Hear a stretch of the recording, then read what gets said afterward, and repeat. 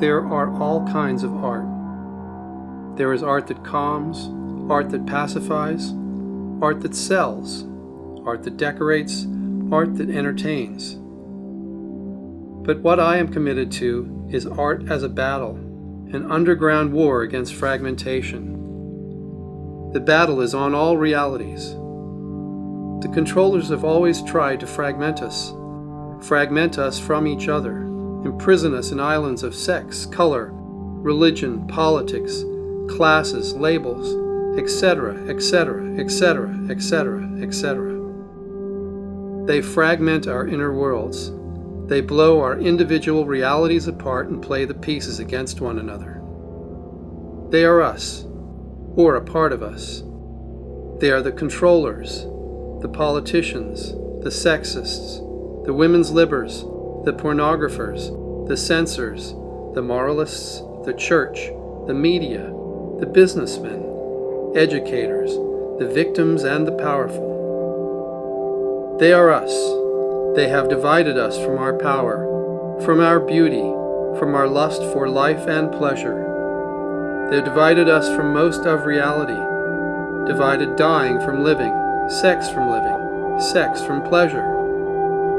We are kept in boxes of fear, of mistrust. We are kept waiting to do what we want, waiting for enough money, enough schooling, for everything to be right. We're kept waiting and protecting and hiding and suffering. This is the time to do battle with the boxes. As artists, our tools are magic, our bodies, taboos, and dreams. This kind of art can be bubbles of childhood, hidden places where you can play and explore. It is the kids under the covers world, the playhouse, the treehouse, the cave, behind the barn, playing doctor, cars at drive-ins before going all the way, Huck Finn's raft, teepees. People are afraid of this area of lusty exploring that they think they have outgrown, but they're sucked into it. But this kind of art can have a more heavy-duty magical side to it that shocks, offends, and breaks new ground.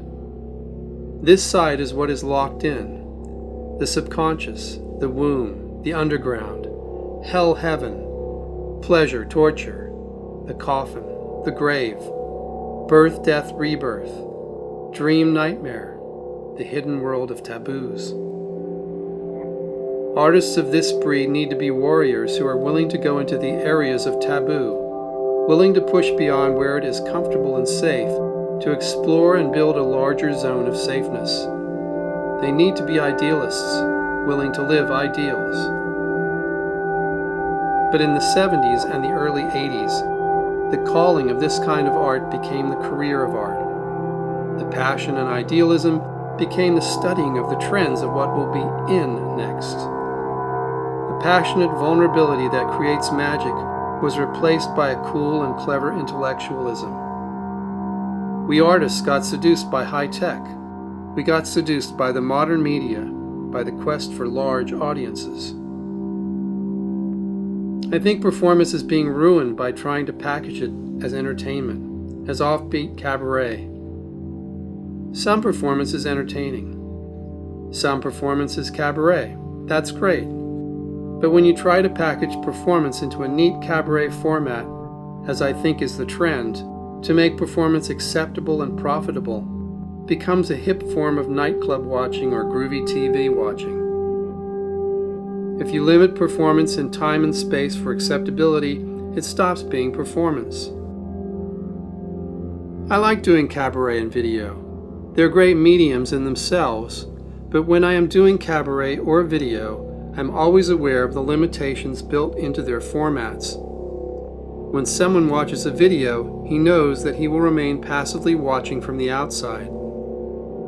The video will not literally pop out into his reality or physically drag him into the TV. When someone goes to a cabaret, he knows there are certain limits involved, such as that each act must end before another begins. But in performance, anything is possible.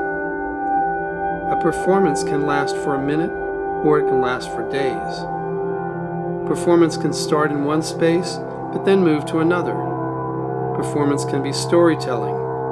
It can be a guy threatening you with a baseball bat. It can be a guy hanging by his skin, or throwing food or anything. In performance, all things are possible. And that is what gives you an extra edge to create dreams. Performance, like any avant-garde art, is the way society dreams. It is the way society expands its freedom, explores the forbidden in safety, loosens up. Society needs its dream art, just as an individual needs to dream or go insane. Our moral majority society, bent on going backwards into the violent blank rigidity of a censored mind, needs taboo-breaking dreams to get back to freedom. Performance is perfectly suited for this dream role. At the present time, our society is at a fork in its growth. It can go deeper into high-tech impersonal isolation, or it can rediscover the magic that happens when physical and emotional humans actively and directly link up with one another. Art can either just follow society, just recording the trends, or it can take a pathbreaker role. I am writing this for the artists who are not as lucky as I am to have a physical reminder that they are misfits of society, whose job it is to push back the limits of society. This is a reminder that we misfits are still needed. Performance art, the art of performance, is rooted in the private games of babies, where every move and gesture has its own meaning to the baby. It is rooted in the creative and the destructive games that a little kid does when he is all alone. Games that adults still do, but will not admit doing even to themselves.